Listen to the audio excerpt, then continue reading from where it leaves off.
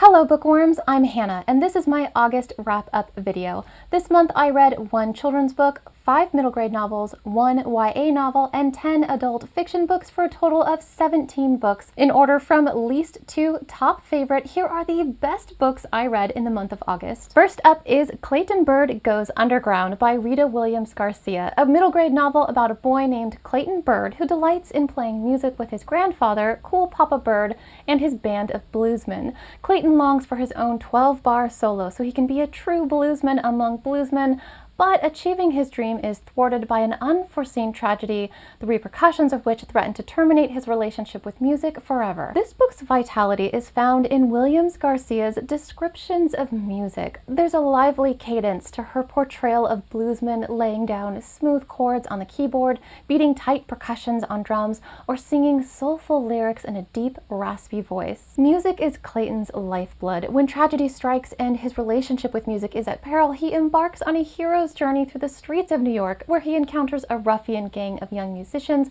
fights for what's most important to him, and contemplates his purpose as a musician. Despite a conclusion that feels a bit rushed, this is a noteworthy book for the way it introduces young readers to music and for its messages about family and forgiveness. Next is The Evolution of Calpurnia Tate by Jacqueline Kelly, a Newbery Honor middle grade novel set in 1899. It follows 11-year-old Calpurnia Tate, who's expected to engage in activities that will one day make her a suitable wife, like cooking and knitting. But Calpurnia is more interested in science and nature.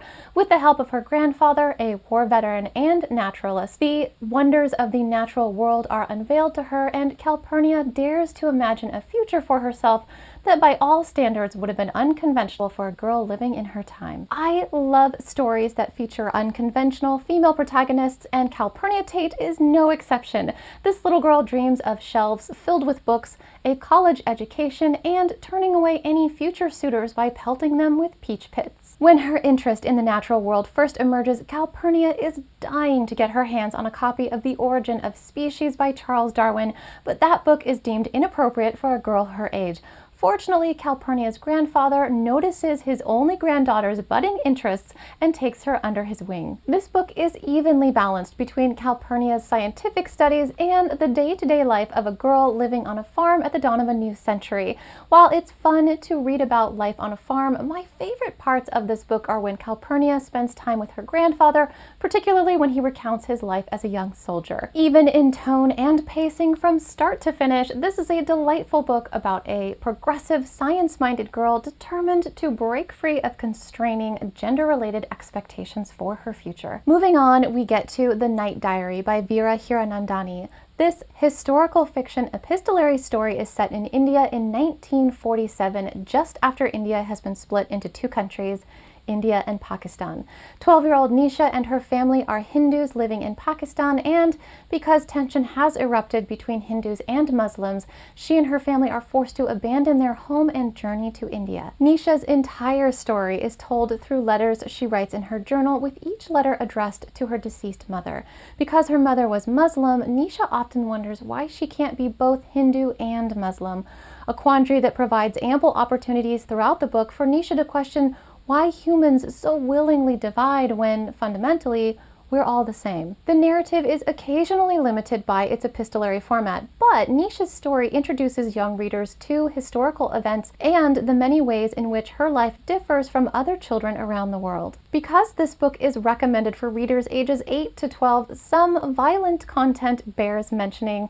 To a lesser degree, the same could be said about The Evolution of Calpurnia Tate, so I'll drop a link to my written review of both books in the description box below for any parents who want to preview sensitive content before handing either of these books to their little ones. Also, this is an uncorrected proof I was incredibly fortunate to get my hands on. The release date for this book in the US is March 6th of 2018. Now we're getting into some adult fiction, beginning with The Beetle, a mystery by Richard Marsh. Set in London amidst the Victorian era, The Beetle gives the testimonial account of 4 characters whose lives intersect as they struggle to solve the mystery behind a terrifying creature, a gruesome beetle originating from Egyptian lore, sent to enact revenge on a British politician. This Gothic novel's claim to fame is that it was published in 1897, the same year as Bram Stoker's Dracula, and for the first 12 months after publication, it outsold Stoker's eminent novel. What I found most enjoyable about this book is the way it freely explores multiple genres. It is equal parts supernatural horror, social drama, contemporary for its time, and a classic detective story in the vein of Sherlock Holmes. The narrative opens with a vagrant seeking shelter in a seemingly abandoned house where he encounters an unknown entity skittering toward him in the pitch dark. It goes on to include a man plagued by social drama and unrequited love, a woman deathly afraid of beetles, and a confidential agent who must assert his investigative prowess to solve the mystery of the beetle. Due to the year in which it was first published, the beetle includes some racially insensitive terms, and its four-character format lends itself to some repetition, but overall this proved an engaging story of Gothic horror. Next up is Lincoln in the Bardo by George Saunders, a Man Booker Prize longlist nominee set in 1862 that hinges on Abraham Lincoln grieving the death of his son. I'll be talking about this exquisite book at length in part 2 of my Man Booker Prize wrap-up, which I'll be posting a few days from now. Yet another Man Booker Prize longlist nominee that wowed me is Exit West by Mohsin Hamid. This love story concerns two refugees who hope to leave their war-torn homeland through doors rumored to transport people to distant locations. I discussed this book at length in part 1 of my Man Booker Prize wrap-up, in which I also review Swing Time by Zadie Smith, Autumn by Ali Smith, and History of Wolves by Emily Fridland. If you missed that video, I'll drop a link to it in the description box down below. Now, let's talk about the second book in the Six Tudor Queens series, Anne Boleyn, A King's Obsession by Alison Ware. The daughter of a noble English family, 11-year-old Anne Boleyn leaves home to serve at the royal court and eventually finds herself working as a maiden to Queen Catherine, wife of Henry VIII. Anne inadvertently catches Henry's eye, and before long she decides to indulge his persistent advances, unaware that it will be the cause of her undoing. Several people warned me not to read this book, citing Ware's dislike for Anne Boleyn and expressing dismay at what they deemed an unfair or inaccurate portrayal of Anne's life. So the whole time I was reading, I kept waiting to be appalled, but I gotta be honest, I really enjoyed this book. Last month I reviewed the first book in the series, Catherine of Aragon, The True Queen, and I mentioned the plight of an author writing about the medieval era, a time when historical records, particularly where women are concerned, offer mere fragments of information. Authors must fill in significant gaps with their own imagining, so it seems important to stress once again that while this book may be biographical in nature, it is ultimately historical fiction. Ware has said in interviews that Anne is a ruthless woman, but she's also described her as courageous, and she asserts that Anne was framed and that she was innocent. Frankly, it makes about as much sense to be upset by Ware's interpretation of Anne's life as it would to be offended by creative liberties taken in Abraham Lincoln Vampire Hunter. This is getting long-winded, so let me touch on the book itself. It's essentially a coming-of-age story that spans from 1512 to 1536. Over the course of 500 pages, it depicts Anne's transformation from a demure and obedient girl to an empowered, free-thinking woman. I greatly enjoyed discovering, alongside Anne, that she and Catherine are not so different after all, and the closing paragraph stayed with me long after I had finished the book. Special thanks to Jennifer at Insert Literary Pun here for bringing this book to my attention. Anne Boleyn, A King's Obsession is an arresting interpretation of an enigmatic historical figure's life and death, and I eagerly await the next book in the series. Next up is a literary debut that was longlisted for this year's first novel prize, Motherist by Kristen Iskandrian. It follows a young woman named Agnes who harbors many secrets about her life, an absent mother, a brother tragically removed from the family, and the seeds of a sexual dalliance blooming in her belly. Uncertain about her future, Agnes turns to her father and female friends for support while contemplating her life and motherhood through letters written to her mother. This book hits an epistolary sweet spot by blending a first-person present tense narrative with Agnes's past tense letters. Agnes proves insightful and pragmatic with a distinct voice that's morose yet honest. In terms of tone and voice, there were several instances where this book brought to mind The Mothers by Britt Bennett. So if you enjoyed that book, you may want to check out this book. Iskandrian throws a few curveballs and tugs a few heartstrings before arriving at a conclusion that's a little too neat and tidy. Nonetheless, Motherist is a promising debut from a new voice in literary fiction. Once again, my unabashed love of unicorns reveals itself in the form of a 5-star review for the children's picture book Uni the Unicorn and the Dream Come True by Amy Krauss Rosenthal. Uni has magnificent hair, sparkling purple eyes, golden hooves, and is the only unicorn that knows little girls are real. When trouble arrives in the land of the unicorns, it's Uni's belief in little girls that's the ticket to saving the day. This story is really cute, but it's the illustrations by Bridget Barriger that stole my heart. Because this book was just released on August 29th, it's too soon to find the illustrations online, so I'm going to share some of the illustrations from the book's prequel, Uni the Unicorn, which was also illustrated by Bridget Barriger. As you can see, Uni's stories are conveyed with vibrant illustrations comprised of every color of the rainbow, and Uni's adventures take place in a realm where books, butterflies, and flowers are ever present. I highly recommend this charming tale about friendship and the power of believing for anyone who enjoys unicorns, smiling, or happy endings. Second from the top is a nonfiction debut, The 57 Bus by Dashka Slater. This extraordinary book concerns an event that transpired on November 4th, 2013 in Oakland, California.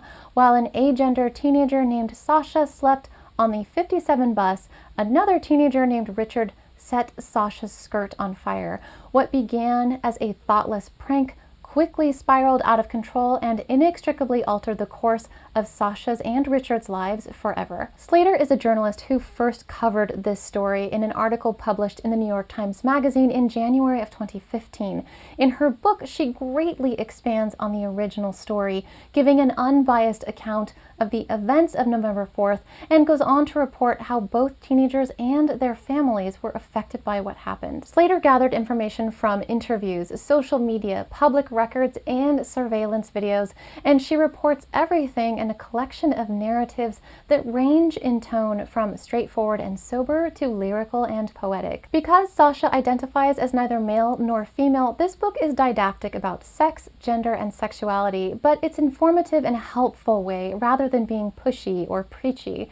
And because Richard is an African-American teen who faces the prospect of being tried as an adult for his crime, this book also takes a good hard look at the criminal justice system and systematic racism. Above all, The 57 Bus teaches the importance of empathy and proves that it's possible to be sympathetic toward both sides in a contradictory situation. This is another arc I was fortunate to get my hands on. The 57 Bus will be available for purchase in the US on October 17th, and I highly recommend pre-ordering it, buying it, or reserving a copy at your local library. Finally, my top pick of the month is a book that held me captive every single page, moved me to tears, and is the first book in months to earn a spot on my favorites list.